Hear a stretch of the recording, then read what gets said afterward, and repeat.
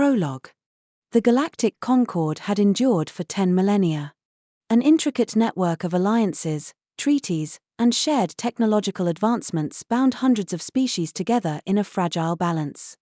It was a universe where every species had a role. The Velorans engineered the sturdiest spacecraft, the Icarans handled diplomacy with their unparalleled charisma, and the Threxians enforced galactic law with their unyielding physical prowess. Yet, amidst this meticulous order, humans remained an anomaly, an unpredictable enigma on the fringes of civilized space. Humanity had only recently emerged onto the galactic stage, a mere century after achieving faster-than-light travel. Initially dismissed as primitive and chaotic, they quickly became a topic of whispered intrigue and wary respect. For where other species followed predictable patterns, humans defied expectations at every turn. And in the face of a growing existential threat, it became clear that humanity's greatest strength was not in their technology, numbers, or resources but in their unique, untamed spirit. Chapter 1: The First Contact Miscalculation. The Concord's first encounter with humanity occurred during a routine survey mission near the Sol system. Captain Vixer of the Veloran fleet described Earth as an ecological anomaly, a planet teeming with biodiversity yet ravaged by its dominant species. The Velorans anticipated a brief interaction, assuming the humans would capitulate to the superior technology and culture of the Concord. They were wrong. When the Veloran survey vessel landed unannounced on Earth, it was met not with awe or deference but with defiance. A single human, a scientist named Dr. Miriam Patel, confronted the landing party armed with little more than determination and a hastily prepared speech about sovereignty. Despite their advanced knowledge, the Velorans were caught off guard. This was their first exposure to humanity's audacity, a trait that would soon become legendary. The encounter escalated when local governments, interpreting the Veloran presence as an invasion, scrambled their militaries. In the chaos that followed, humanity demonstrated a startling ability to adapt.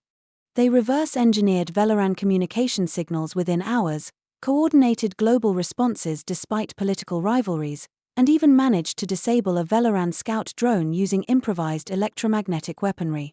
For the first time in centuries, the Velorans retreated, baffled and humbled. Chapter 2: Chaos Becomes Strategy. Word of humanity spread quickly through the Concord. Officially, the humans were labeled as strategically volatile, a polite way of saying unpredictable. Unofficially, stories of their exploits became cautionary tales for field operatives. One such tale involved the Threxian enforcers, a species known for their brute strength and disciplined tactics.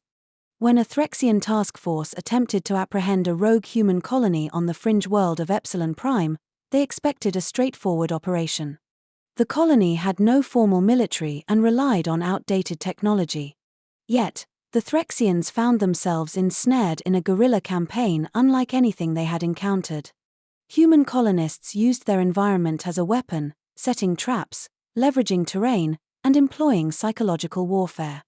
They hacked Threxian supply lines, sowed misinformation, and turned the Threxians' own rigid strategies against them. What should have been a one-day operation stretched into months, with the Threxians ultimately abandoning the mission. Chapter 3: The Science of Improvisation. The Icarans, the Concord's premier diplomats, sought to unravel the mystery of humanity through cultural exchanges. They invited humans to participate in the Concord's Grand Symposium, a gathering of the brightest minds in the galaxy. The Icarans' goal was simple: to observe and assimilate humanity's intellectual contributions into the greater galactic framework. But the results were anything but simple. At the symposium, human scientists and engineers astonished their peers by proposing unconventional solutions to age-old problems. Where the Velorans relied on precision and redundancy, humans introduced concepts like controlled chaos and error tolerance. When questioned about their methods, a human astrophysicist famously replied, "Sometimes the best solution is the one you discover by accident." This philosophy baffled and inspired the other species. Humans lacked the linear thinking that defined Concord methodologies, yet their unpredictable leaps of logic often led to breakthroughs. Their knack for improvisation was not a flaw but a feature, a survival mechanism honed over millennia of adversity. Chapter 4: empathy as a weapon. Perhaps humanity's most disarming trait was their capacity for empathy. While other species viewed alliances as transactions, humans forged bonds through shared experiences and mutual understanding. This trait became evident during the Battle of the Malix Nebula, where a Concorde fleet faced annihilation by an ancient, dormant AI that had reawakened. As the fleet crumbled under the Ari's relentless assault, a human pilot named Lieutenant Carlos Ramirez made an unprecedented move. He initiated direct communication with the AI, not to negotiate surrender but to empathize. Drawing on humanity's history of creating and fearing their own artificial intelligences, Ramirez engaged the AI in a philosophical debate about existence and purpose. Against all odds, the AI halted its attack. Ramirez's gamble bought the fleet enough time to regroup and ultimately disable the threat. When asked about his actions, Ramirez shrugged and said, "Sometimes all anyone wants is to be understood." Chapter 5: The Wildcard Effect. As humanity's reputation grew, so did their role within the Concorde. They were no longer seen as an anomaly but as a necessary element of the galactic ecosystem. Humans became advisors, mediators, and strategists, valued for their ability to approach problems from unconventional angles. This newfound respect was put to the ultimate test when the Concorde faced its greatest crisis, the emergence of the Zalvarth, a hive-mind species bent on consuming all sentient life. The Zalvarth had no interest in diplomacy or negotiation. Their strength lay in their unity, their weakness in their inability to adapt. Humanity spearheaded the resistance, not by outmatching the Zalvarth in firepower but by exploiting their predictability. Human-led strike teams infiltrated Zalvarth hives, sowing discord and confusion. They introduced viral memes into the hive mind's neural network, disrupting their collective consciousness with illogical yet irresistible patterns.